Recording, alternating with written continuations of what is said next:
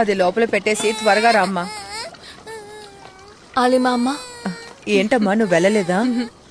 పర్వాలేదమ్మా, నువ్వు ఉండడం కొంచెం సాయంగా ఉంది. ఏం చేస్తాం, వాడు కొంచెం సరిగా ఉంటుంటే ఈ పాటికి నువ్వు ఇక్కడే ఉండుండొచ్చు. నేను అమ్మోని చూసొస్తాను.